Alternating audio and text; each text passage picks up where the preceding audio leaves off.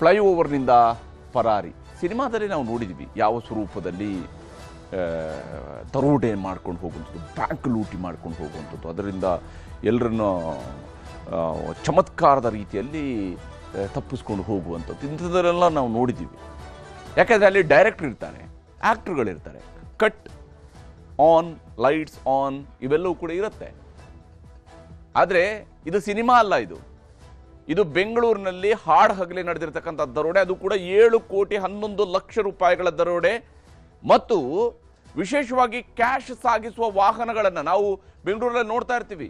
ಅವ್ರು ಹೋಗ್ತಾ ಇರುವಂತಹ ರೀತಿ, ಅದರಲ್ಲಿ ಗನ್ ಹಿಡ್ಕೊಂಡು ಕುಳಿತಿರುವಂತಹ ಒಬ್ಬ ವ್ಯಕ್ತಿ 7 ಕೋಟಿ ರೂಪಾಯಿ ಹಣವನ್ನು ಸಾಗಿಸ್ತಾ ಇದ್ದಂಥದ್ದು 1-2 ರೂಪಾಯಿ ಅಲ್ಲ, ಅಲ್ಲಿ 7 ಲಕ್ಷ ರೂಪಾಯಿಯೂ ಅಲ್ಲ, 7 ಕೋಟಿ ರೂಪಾಯಿ ಹಣವನ್ನು ಸಾಗಿಸುವಾಗ ಗನ್ ಹಿಡ್ಕೊಂಡು ಕೂತಿರ್ತಕ್ಕಂಥ ವ್ಯಕ್ತಿ ಕೂಡ ಯಾರು ಬರ್ತಾರಂತೆ, ಏನು ನಾವು RBIನಿಂದ ಬಂದವರು ಅಂತ ಹೇಳ್ತಾರಂತೆ, IT ಇಂದ ಬಂದವರು ಅಂತ ಹೇಳ್ತಾರಂತೆ, ಇವ್ರ ಗಾಡಿನ ಅಡ್ಡ ಹಾಕ್ತಾರಂತೆ, ಕರ್ಕೊಂಡು ಹೋಗ್ತಾರಂತೆ. ಏನಾಗ್ತಾ ಇದೆ ಹಾಗಾದರೆ ಬೆಂಗಳೂರಿನಲ್ಲಿ? ಯಾವ ಸ್ವರೂಪದ ವ್ಯವಸ್ಥೆ ಇಲ್ಲಿ ಇದೆ ಮತ್ತು ಇಲ್ಲಿ ಏನು ನಡೀತಿದೆ ಅದನ್ನು ವರದಿ ನಿಂತು. ಬೆಂಗಳೂರಿನಲ್ಲಿ ಮಠ ಮಧ್ಯಾಹ್ನವೇ ಬೃಹತ್ ರಾಬರಿ ಆಗಿರುವಂಥದ್ದು. 7 ಕೋಟಿ ಅಂದಾಜು ಅಮೌಂಟ್ ಹೋಗಿದೆ ಅಂತ ಮಾಹಿತಿ ಬಂದಿದೆ. ಬ್ಯಾಂಕ್ ಹಣನೇ ಸೇಫ್ಟಿ ಇಲ್ಲ ಅಂದ್ರೆ ಜನಗಳ ಹತ್ರ ಇರೋ ಹಣ ಸೇಫ್ಟಿನ? ಕಾನೂನು ಸುವ್ಯವಸ್ಥೆ ಅಧಪತನಕ್ಕೆ ಇಳಿದಿದೆ. ಆದಷ್ಟು ಶೀಘ್ರವಾಗಿ ಅವ್ರನ್ನ ಹಿಡಿತೇವೆ. ಫ್ಲೈಓವರ್ ಮೇಲೆ ನಿಂತಿರೋ ಕ್ಯಾಶ್ ಕ್ಯಾರಿ ಮಾಡೋ ಗಾಡಿ ಹಾಡ ಹಗಲೇ ಡೈರಿ ಸರ್ಕಲ್ನ ಫ್ಲೈಓವರ್ ಮೇಲೆ ದರೋಡೆ ನಡೆದು ಹೋಗುತ್ತೆ. ನೋಡುತ್ತಿದ್ದಂತೆ ಒಂದಲ್ಲ ಎರಡಲ್ಲ 7,11,00,000 ರೂಪಾಯಿ ಕ್ಯಾಶ್ ಜೊತೆಗೆ ದರೋಡೆಕೋರರು ಪರಾರಿಯಾಗ್ತಾರೆ.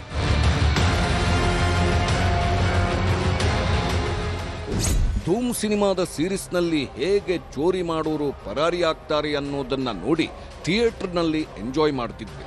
ಆದರೆ ಈ ಚೋರಿ ಸಿನಿಮಾ ಅಲ್ಲ, ರಿಯಾಲಿಟಿ. ಯಾವುದೇ ಸಿನಿಮಾ ಕಥೆಗೂ ಕಮ್ಮಿ ಇಲ್ಲ. ಬೆಂಗಳೂರಿನ ಭದ್ರತೆಗೆ ಸವಾಲಿನ ರೀತಿಯಲ್ಲಿ, ಪೊಲೀಸರ ದಕ್ಷತೆಗೆ ಚಾಲೆಂಜ್ ರೀತಿಯಲ್ಲಿ, ದೇಶದ ಸಿಲಿಕಾನ್ ಸಿಟಿ ಎಂದು ಕರೆಸಿಕೊಳ್ಳುವ ಬೆಂಗಳೂರಿನಲ್ಲಿ, ಅದೂ ಕೂಡ ಎಲೆಕ್ಟ್ರಾನಿಕ್ ಸಿಟಿ ಕಡೆಗೆ ಹೋಗೋ ಮಾರ್ಗದಲ್ಲಿ ನಡೆದಿರುವ ದರೋಡೆ ಇದು.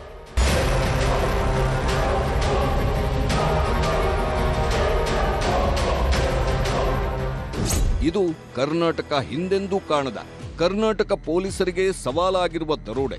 ಒಂದು ಬ್ಯಾಂಕ್ನಿಂದ ಮತ್ತೊಂದು ಬ್ಯಾಂಕ್ಗೆ ಸಾಗಿಸುತ್ತಿದ್ದ ಬರೋಬ್ಬರಿ 7,11,00,000 ರೂಪಾಯಿ ಹಣವನ್ನ ಹಾಡ ಹಗಲೇ ರಾಜಧಾನಿ ಬೆಂಗಳೂರಿನ ಹೃದಯ ಭಾಗದಲ್ಲೇ ಪಕ್ಕಾ ಅಂದ್ರೆ ಪಕ್ಕಾ ಸಿನಿಮಾ ಸ್ಟೈಲ್ನಲ್ಲೇ ದರೋಡೆ ಮಾಡಲಾಗಿದೆ. ಮಹಾದರೋಡೆ. ಸಮಯ ಮಧ್ಯಾಹ್ನ 12:21. ಸ್ಥಳ JP ನಗರ ಟು ಗೋವಿಂದರಾಜಪುರ. JP ನಗರದ HDFC ಬ್ಯಾಂಕ್ನಿಂದ ಗೋವಿಂದರಾಜಪುರಂ ಬ್ರಾಂಚ್ಗೆ 7,11,00,000 ಶಿಫ್ಟ್ ಮಾಡಲಾಗ್ತಿತ್ತು. ಹಣ ತುಂಬಿಸಿಕೊಂಡ CMS ವಾಹನ ಜಯನಗರದ ಅಶೋಕ ಪಿಲ್ಲರ್ ಮೂಲಕವಾಗಿ ಹಾದು ಡೈರಿ ಸರ್ಕಲ್ ಮಾರ್ಗವಾಗಿ ಗೋವಿಂದರಾಜಪುರಂ ಕಡೆಗೆ ಹೊರಟಿತ್ತು.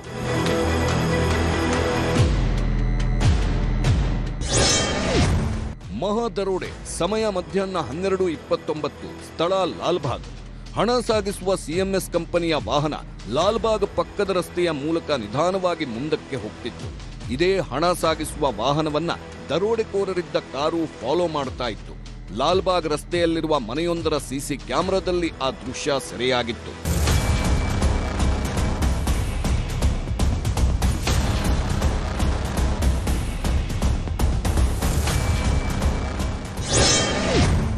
ಮಹಾದರೋಡೆ. ಸಮಯ ಮಧ್ಯಾಹ್ನ 12:35. ಸ್ಥಳ ಅಶೋಕ ಪಿಲ್ಲರ್.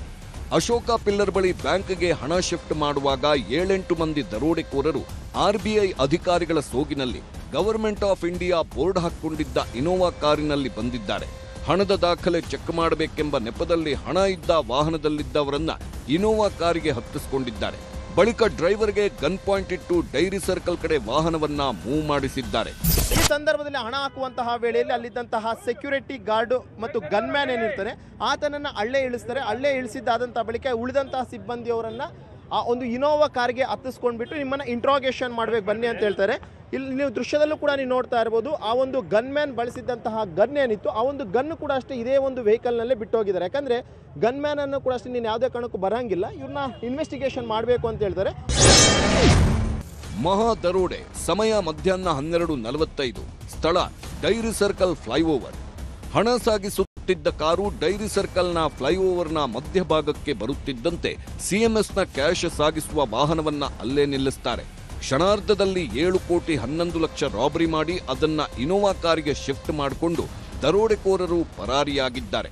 ಹಣ ಸಾಗಿಸುತ್ತಿದ್ದ ವಾಹನ ಮತ್ತು ಸಿಬ್ಬಂದಿಯನ್ನ ಡೈರಿ ಸರ್ಕಲ್ ಫ್ಲೈಓವರ್ ಮೇಲೆಯೇ ಬಿಟ್ಟು ಎಸ್ಕೇಪ್ ಆಗಿದ್ದಾರೆ.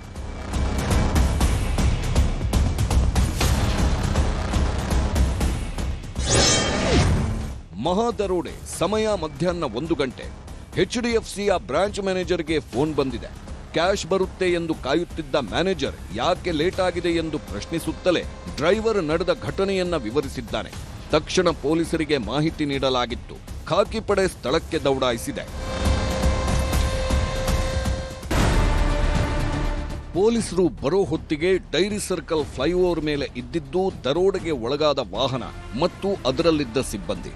ಬರೋಬ್ಬರಿ 7,11,00,000 ರೂಪಾಯಿ ಇವರ ಕಣ್ಣೆದುರೇ ದರೋಡೆಕೋರರ ಕೈ ಸೇರಿತ್ತು. ಹೀಗಾಗಿ ದರೋಡೆಗೊಳಗಾದವರಿಂದ ಮಾಹಿತಿ ಸಂಗ್ರಹಿಸಿದ ಪೊಲೀಸ್ ಅಧಿಕಾರಿಗಳು ದರೋಡೆ ನಡೆಸಿದವರ ಚಲನವಲನದ ಬಗ್ಗೆ ತಿಳಿದುಕೊಳ್ಳುವ ಪ್ರಯತ್ನ ಮಾಡಿದ್ದಾರೆ. ಮತ್ತೊಂದೆಡೆ ಎಫ್ಎಸ್ಎಲ್ ಟೀಮ್ ವಾಹನದಲ್ಲಿದ್ದ ಬೆರಳಚ್ಚು ಸೇರಿದಂತೆ ಪ್ರತಿಯೊಂದು ಸಾಕ್ಷ್ಯ ಸಂಗ್ರಹಿಸುವ ಪ್ರಯತ್ನ ನಡೆಸಿದ್ದಾರೆ.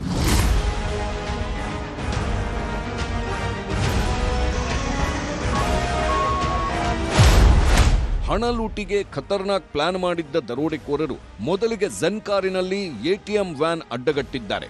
ಬಳಿಕ ಝೆನ್ ಕಾರಿಂದ ಸಿಮೆಂಟ್ ಬಣ್ಣದ ಇನೋವಾಗೆ ದರೋಡೆಕೋರರು ಶಿಫ್ಟ್ ಆಗಿದ್ದಾರೆ. 2 ಕಾರುಗಳಿಗೆ ನಕಲಿ ನಂಬರ್ ಪ್ಲೇಟ್ ಅಳವಡಿಕೆ ಮಾಡಿರುವುದು ಪತ್ತೆಯಾಗಿದೆ.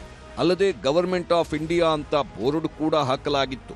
KA03NC8052 ನಂಬರಿನ ಕಾರಲ್ಲಿ ಬಂದು 7.11 ಕೋಟಿ ರೂಪಾಯಿ ಲೂಟಿ ಮಾಡಲಾಗಿದೆ. ಝೆನ್ ಕಾರಿನಲ್ಲೂ 3-4 ಮಂದಿ ಇದ್ದ ಬಗ್ಗೆ ಮಾಹಿತಿ ಸಿಕ್ಕಿದೆ. ದರೋಡೆ ವೇಳೆ ಹಿಂದಿ ಭಾಷೆ ಮಾತನಾಡ್ತಾ ಇದ್ರು ಅನ್ನೋ ಮಾಹಿತಿ ಸಿಕ್ಕಿದ್ದು ಉತ್ತರ ಭಾರತದ ಗ್ಯಾಂಗ್ನಿಂದ ದರೋಡೆ ನಡೆದಿರುವ ಶಂಕೆ ವ್ಯಕ್ತವಾಗಿದೆ.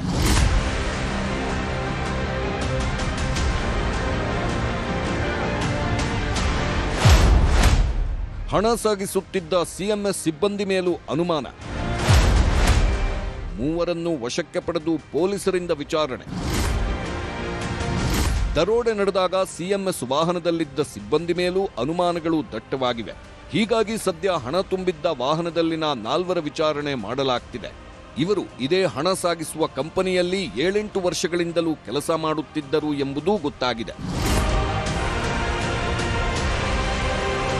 7 ಕೋಟಿ ಅಂದಾಜು ಅದು ಅಮೌಂಟ್ ಹೋಗಿದೆ ಅಂತ ಮಾಹಿತಿ ಬಂದಿದೆ. ಆದರೆ ಇನ್ನೂ ವೆರಿಫೈ ಆಗ್ತಾಯಿದೆ. ಯಾಕೆಂದರೆ ಡ್ರೈವರ್ ಯಾರಿದ್ದಾರೋ ಅವ್ರು ಕರೆಕ್ಟಾಗಿ ಮಾಹಿತಿಗಳು ಹೇಳ್ತಾ ಇಲ್ಲ. ನಮ್ಮ ಟೀಮ್ಸ್ ಅವರು ಇಷ್ಟೇ ಮಾಹಿತಿ ಅದಾದ ಮೇಲೆ ನಾವು ಎಂಟೈರ್ ಸಿಟಿಯಲ್ಲಿ ನಾಕಾಬಂದಿ ಮಾಡಿದ್ದೀವಿ.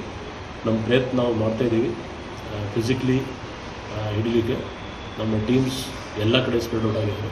ಅಶೋಕ ಪಿಲ್ಲರ್ ಹತ್ರ ಅಲ್ಲಿಂದ ಫಾಲೋ ಮಾಡ್ತಾ ಬಂದರೆ ಅಲ್ಲಿ ಇಳಿಸಿದ್ದಾರೆ. ಅವ್ರಿಗೆ ನಾವು ರಿಸರ್ವ್ ಬ್ಯಾಂಕ್ ಅಂತ ಹೇಳಿ ಅವ್ರಿಗೇನೋ ಇದು ಮಾಡಿದ್ದಾರೆ. ಡ್ರೈವರ್ ಒಬ್ಬರು ಬಿಟ್ಟು ಉಳಿದಾರೆಲ್ಲ ಬೇರೆ ವೆಹಿಕಲ್ ಹಾಕೊಂಡಿದ್ದಾರೆ. ಹಾಕೊಂಡು ಬಿಟ್ಟು ಬರೋದಕ್ಕೆ ಅಲ್ಲಿ ಕೆಳಗಡೆ ಇಳಿಸಿದ್ದಾರೆ ಉಳಿದಾರೆಲ್ಲ. ಡ್ರೈವರ್ ಇಲ್ಲಿವರೆಗೂ ಬಂದಿದ್ದಾರೆ. ಡ್ರೈವರ್ ಇಲ್ಲಿ ಬಂದ ಮೇಲೆ ಅವರಿಗೆ ಇಳಿಸ್ಬಿಟ್ಟು ಮೊಬೈಲೆಲ್ಲ ಕೊಟ್ಟು ಹೋಗೋದೇ ಕಳಿಸಿದ್ದಾರೆ. ಅವರಿಗೆ ದುಡ್ಡನ್ನ ಟ್ರಾನ್ಸ್ಫರ್ ಮಾಡ್ಕೊಂಡು ಬೇರೆ ಕಡೆಗೆ. ಯೂಶಲಿ ಅವರು 10 ವರ್ಷ 8 ವರ್ಷದಿಂದ ಕೆಲಸ ಮಾಡ್ತಾವ್ರಲ್ಲ. ಸ್ಪಷ್ಟವಾಗಿ ಆ ಥರ ಆಗೋದಾದ್ರೆ ಯಾವತ್ತೂ ಆಗಬೇಕಿದ್ದು, ದಿನ ಆಗಬೇಕಿದ್ದು, ಆ ಥರ ಯಾವುದೂ ಇಲ್ಲ, ಘಟನೆ ಇಲ್ಲ. ಒಂದು ಕಡೆ ತನಿಖೆ ಮಾಡುವಾಗಲೇ ಶಂಕಿತರ ಫೋಟೋಗಳು ಕೂಡ ಸಿಕ್ಕಿವೆ. ಶಂಕಿತ ದರೋಡೆಕೋರರ ಫೋಟೋ ರಿಲೀಸ್ ಮಾಡಿರುವ ಪೊಲೀಸರು ಇನೋವಾ ಹೋದ ಮಾರ್ಗಗಳಲ್ಲಿ ಹುಡುಕಾಡುತ್ತಿದ್ದಾರೆ. ಮಧ್ಯಾಹ್ನ 3:10 ಸಂದರ್ಭದಲ್ಲಿ ಭಟ್ರಹಳ್ಳಿ ಪಾಸ್ ಆಗಿರುವ ಇನೋವಾ ಕಾರು ತಮಿಳುನಾಡು ಕಡೆ ಹೋಗಿರುವ ಶಂಕೆ ಮೇರೆಗೆ ಅತ್ತಿಬೆಲೆ ಟೋಲ್ ಬಳಿಯೂ ನಾಕಾಬಂದಿ ಹಾಕಲಾಗಿದೆ.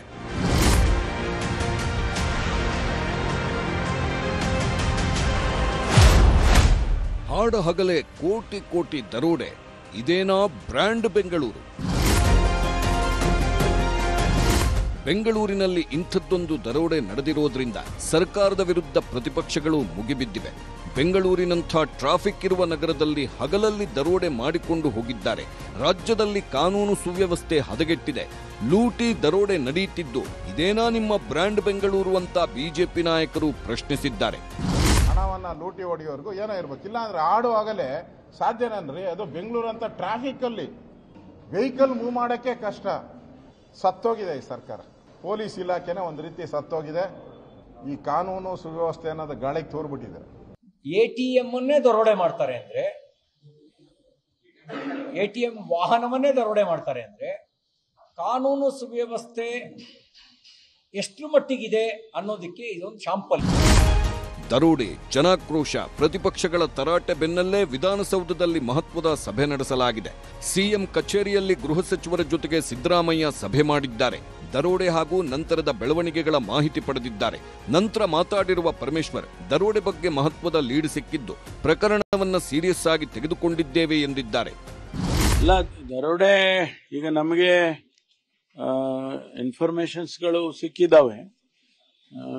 ಆದಷ್ಟು ಶೀಘ್ರವಾಗಿ ಅವ್ರನ್ನ ಹಿಡಿತೇವೆ. ಅದು ಆಗಬಾರ್ದಿತ್ತು.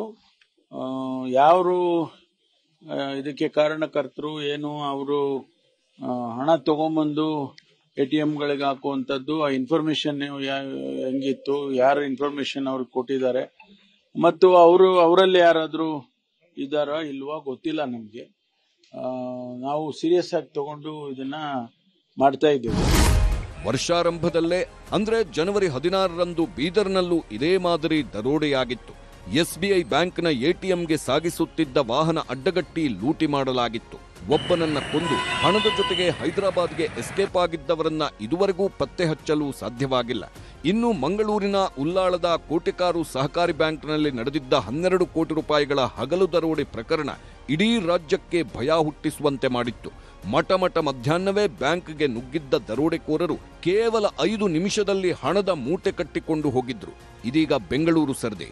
ಕರ್ನಾಟಕ ಪೊಲೀಸರ ದಕ್ಷತೆಗೆ ಇದು ಸವಾಲಾಗಿದೆ.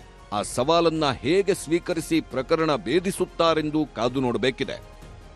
ಇದೇ ವರ್ಷದ ಜನವರಿ 16ನೇ ತಾರೀಕಿನಂದು ಬೀದರ್ನಲ್ಲಿ ಒಂದು ದೊಡ್ಡ ದರೋಡೆ ಆಗಿತ್ತು.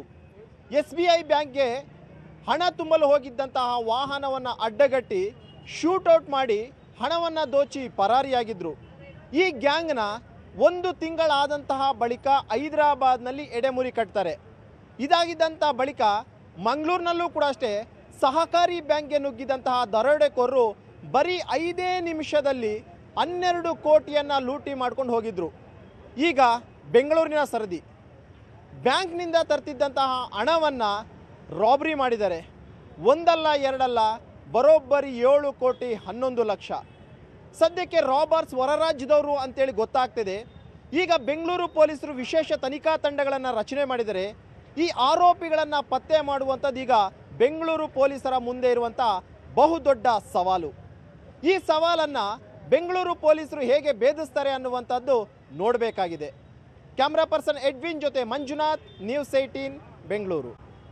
DKಶಿ ಕುರ್ಚಿ ತಂತ್ರಗಾರಿಕೆಗಳು ಹೇಗಿದ್ದಾವೆ? ಇವತ್ತು ಅವರು ಆಡಿರ್ತಕ್ಕಂತಹ ಮಾತು ಬಹಳ ವಿಶೇಷವಾಗಿ ಗಮನ ಸೆಳೆದಿದೆ. ತ್ಯಾಗದ ರೀತಿಯಲ್ಲಿ ಗೋಚರಿಸ್ತಾ ಇದೆ. ಆದರೆ ಇದು ನಿಜಕ್ಕೂ ತ್ಯಾಗನ ಅಥವಾ ಕುರ್ಚಿ ಪಡ್ಕೊಳ್ಳುವಂತಹ ತಂತ್ರನ? ಯಾಕೆಂದರೆ ಇವತ್ತು ಸಂಜೆಗೆ, ಅಂದರೆ ಇವತ್ತು ರಾತ್ರಿಗೆ 2.5 ವರ್ಷ ಮುಗಿದು ಹೋಯಿತು ಸಿದ್ದರಾಮಯ್ಯನವರು ಮುಖ್ಯಮಂತ್ರಿಯಾಗಿ ಆಳ್ವಿಕೆಯನ್ನು ಶುರು ಮಾಡಿ. ಮತ್ತೆ ತ್ಯಾಗದ ಮಾತುಗಳನ್ನಾಡಿದ್ದಾರೆ DCM DK ಶಿವಕುಮಾರ್. ಬಹಳ ಮುಖ್ಯವಾಗಿ ಅವರು ಹೇಳಿರುವಂತಹ ಮಾತುಗಳನ್ನು ಗಮನಿಸಬೇಕು. ಇಂದಿರಾ ಗಾಂಧಿ 108ನೇ ಜನ್ಮದಿನೋತ್ಸವ ಕಾರ್ಯಕ್ರಮದಲ್ಲಿ ತ್ಯಾಗದ ಮಾತುಗಳನ್ನು ಆಡಿದ್ದಾರೆ. ನಾನು PCC ಅಧ್ಯಕ್ಷ ಸ್ಥಾನವನ್ನು ಬಿಟ್ಟುಕೊಡೋದಕ್ಕೆ ರೆಡಿ ಇದ್ದೀನಿ ಅನ್ನುವಂತಹ ಅರ್ಥ ಬರುತ್ತೆ. ಆ ರೀತಿಯಾಗಿ ಬಿಟ್ಟು ಕೊಡ್ತಾರಾ DK ಶಿವಕುಮಾರ್? ಅದು ಇನ್ನೊಂದು ಕುರ್ಚಿ ಅವರಿಗೆ ಕನ್ಫರ್ಮ್ ಆಗೋದಕ್ಕಿಂತ ಮುಂಚಿತವಾಗಿ ಬಿಟ್ಟು ಕೊಡ್ತಾರಾ ಅಂತ ಹೇಳಿ.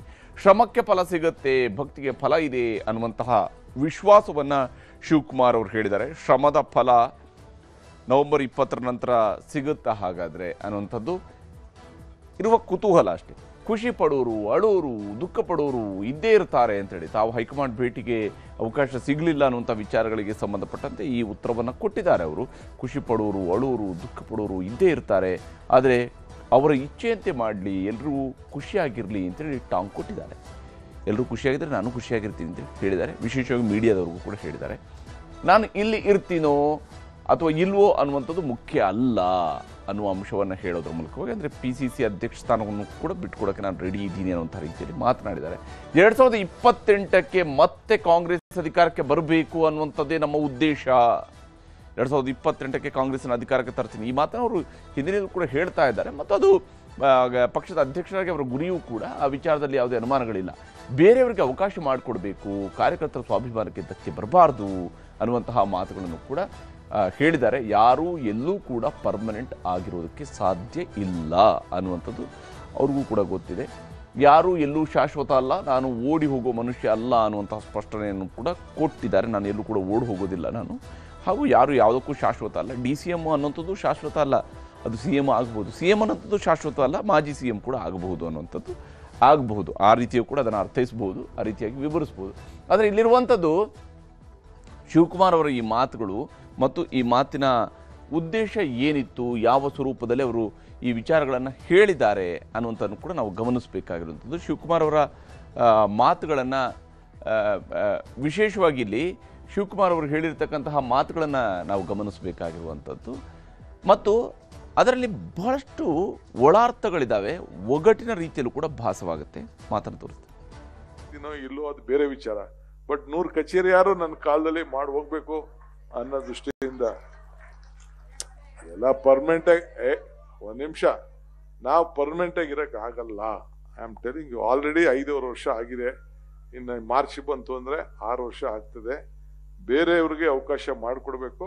ಬಟ್ ನಾನು ಲೀಡರ್ಶಿಪ್ ಅಲ್ಲಿ ಇರ್ತೀನಿ, ತಲೆ ಕೆಡ್ಸ್ಕೊಳಕ್ ಹೋಗ್ಬೇಡಿ. Be there in the front line, ತಲೆ ಕೆಡ್ಸ್ಕೊಳಕ್ ಹೋಗ್ಬೇಡಿ. ನಾನು ಅವತ್ತೇ ನಾನು ಉಪಮುಖ್ಯಮಂತ್ರಿ ಆ ದಿನನೇ ಬಿಡ್ಬೇಕು ಅಂತ ಹೇಳಿದೆ. ಖರ್ಗೆ ಸಾಹೇಬ್ರು, ರಾಹುಲ್ ಗಾಂಧಿ ಅವರು ಇರೋ DK ಇನ್ ಸ್ವಲ್ಪ ದಿನ ಇರು ಅಂತೇಳಿ ನನ್ನನ್ನು ಇರಿಸ್ಕೊಂಡ್ರು. ಬಟ್ ಇರೋಂಥ ಸಂದರ್ಭದಲ್ಲಿ ಯಾವ ರೀತಿ ಪಕ್ಷ ಕಟ್ಟಬೇಕು ಅನ್ನೋದು ಒಂದು ಪ್ರಯತ್ನ ಮಾಡಿ ನನ್ನ ಡ್ಯೂಟಿ ನಾನು ಮಾಡಿದ್ದೀನಿ. ಹೀಗೆ ಪಕ್ಷ ಕಟ್ಟಿದ್ದೀನಿ, ನನ್ನ ಡ್ಯೂಟಿ ನಾನು ಮಾಡಿದ್ದೀನಿ ಅಂತ ಬಹುತೇಕ ಒಂದು ರೀತಿಯ ವಿದಾಯದ ಸಂದರ್ಭದಲ್ಲಿ ಹೇಳುವಂತಹ ಮಾತುಗಳನ್ನು ಬಹಳ ಮುಂಚಿತವಾಗಿ ಹೇಳಿದ ರೀತಿಯಲ್ಲಿ ಗೋಚರಿಸ್ತಾ ಇತ್ತು ಅವರ ಮಾತುಗಳು. ಯಾಕಂದರೆ CM ಬದಲಾವಣೆಯ ಗುಮ್ಮ, KPCC ಅಧ್ಯಕ್ಷ ಬದಲಾವಣೆ ಇವೆಲ್ಲವೂ ಕೂಡ ಇನ್ನೂ ಕೂಡ ಕಾಂಗ್ರೆಸ್ನ ಮಟ್ಟಿಗೆ ನಿಗೂಢವಾಗಿಯೇ ಉಳಿದಿರತಕ್ಕಂತಹ ಸಂಗತಿಗಳು. ಸಂಪುಟ ಪುನಾರಚನೆ ವಿಚಾರದಲ್ಲಿ ಗುಟ್ಟನ್ನು ಬಿಟ್ಟು ಕೊಡದ ನಾಯಕರು. ಯಾಕಂದರೆ ಇಲ್ಲಿ ಯಾವುದು ಆಗ್ತಾ ಇದೆ ಅನ್ನೋದ್ರ ಬಗ್ಗೆ ಸ್ಪಷ್ಟತೆ ಇಲ್ಲ. ಹೀಗಾಗಿಯೇ ಗೊಂದಲ ಇಷ್ಟೆಲ್ಲ ನಡೀತಾ ಇರುವಂಥದ್ದು. ಕ್ಲೈಮ್ಯಾಕ್ಸ್ ಹಂತಕ್ಕೆ ತಲುಪಿದೆ ಅನ್ನೋವಾಗಲೇ ಸಸ್ಪೆನ್ಸ್ ಕಾಯ್ದುಕೊಂಡಿದೆ ಹೈಕಮಾಂಡ್. ಇದು ನಿಜಕ್ಕೂ ಸಸ್ಪೆನ್ಸು ಅಥವಾ ಜನರನ್ನು ಮತ್ತಷ್ಟು ಗೊಂದಲದಲ್ಲಿಡುವಂತಹ ಕಾರ್ಯಕ್ರಮವು ಒಂದು ಕೂಡ ಅರ್ಥ ಆಗ್ತಾ ಇಲ್ಲ. ಯಾಕಂದರೆ ಮಲ್ಲಿಕಾರ್ಜುನ ಖರ್ಗೆ, ರಾಹುಲ್ ಗಾಂಧಿ ಕೈಯಲ್ಲೇ ಇನ್ನೂ ಕೂಡ ಈ ಎಲ್ಲ ನಿರ್ಧಾರಗಳ ಚೆಂಡು ಅವರ ಕೈಯಲ್ಲೇ ಇದೆ. ರಾಜ್ಯ ರಾಜಕಾರಣದ ಚೆಂಡು ಸದ್ಯ ಅವರ ಕೈಯಲ್ಲಿದೆ. ಅದನ್ನು ಗುಪ್ತವಾಗಿ ಇಟ್ಕೊಂಡಿದ್ದಾರೆ. ದೆಹಲಿಗೆ ಹೋಗಿ ಬಂದ ಬಳಿಕ ಎಲ್ಲದಕ್ಕೂ ಸ್ಪಷ್ಟತೆ ಸಿಕ್ಕಿದೆಯಾ, ಶಿವಕುಮಾರ್ ಅವ್ರಿಗೇನಾದರೂ ಸಿಕ್ಕಿದೆಯಾ, ನೀವು PCC ಅಧ್ಯಕ್ಷ ಸ್ಥಾನವನ್ನು ಬಿಡಬೇಕು ಅಂತ ಸುಳಿವೇನಾದರೂ ಸಿಕ್ಕಿದೆಯಾ, ಸೂಚನೆ ಏನಾದರೂ ಸಿಕ್ಕಿದೆಯಾ, ಅಥವಾ ನೀವು PCC ಅಧ್ಯಕ್ಷ ಸ್ಥಾನವನ್ನು ಬಿಟ್ಟು ನೀವು ಮುಖ್ಯಮಂತ್ರಿ ಆಗಿ ಅಂತ ಏನಾದ್ರು ಹೇಳಿದ್ದಾರೆ, ಅಥವಾ ಮುಖ್ಯಮಂತ್ರಿಯವರ ವಿಚಾರದಲ್ಲಿ ಏನಾದರೂ ಚರ್ಚೆಗಳಾಗಿದ್ದಾವ, ಯಾವುದೂ ಕೂಡ ಸ್ಪಷ್ಟತೆಯನ್ನು ಕೊಡ್ತಾ ಇಲ್ಲ. ಶಿವಕುಮಾರ್ ಒಗಟು ಮಾತುಗಳನ್ನು ಹೈಕಮಾಂಡ್ನವರು ಏನಾದರೂ ಬಿಚ್ಚಿಡ್ತಾರಾ ಅಂತ ನೋಡಬೇಕು. ಯಾಕಂದರೆ ಇದಕ್ಕೆ ಅಲ್ಲಿಲ್ಲೇ ಉತ್ತರ ಬರಬೇಕಾಗಿದೆ. ಸದ್ಯಕ್ಕಂತೂ ಯಾವ ಬದಲಾವಣೆಯೂ ಇಲ್ಲ ಅನ್ನುವಂಥ ಸಂದೇಶವನ್ನು DK ಮಾತು ಸಾರ್ತಾ ಇದೆಯಾ ಅನ್ನುವಂತಹ ಅನುಮಾನವೂ ಕೂಡ ಇಲ್ಲಿ ದಟ್ಟವಾಗಿ ಗೋಚರಿಸ್ತಾ ಇದೆ. ಆದರೆ ಇದರ ನಡುವೆ BJPಯವರು ಈ ಅವಕಾಶವನ್ನೇ ಬಳಸಿಕೊಂಡು ಒಂದು ಟಾಂಗ್ ಕೊಟ್ಟಿದ್ದಾರೆ. ಹೇಗಿದ್ರು ಕೂಡ AI ಬಳಕೆ ಮಾಡೋದಕ್ಕಾಗುತ್ತೆ. ಅದರ ಮೂಲಕವಾಗಿ ಒಂದು ವ್ಯಂಗ್ಯ ಚಿತ್ರದ ಸ್ವರೂಪದಲ್ಲಿ ಒಂದು ಟಾಂಗ್ ಕೊಟ್ಟಿರುವಂತಹ ವಿಡಿಯೋವನ್ನು BJPಯವರು ಪೋಸ್ಟ್ ಮಾಡಿದ್ದಾರೆ.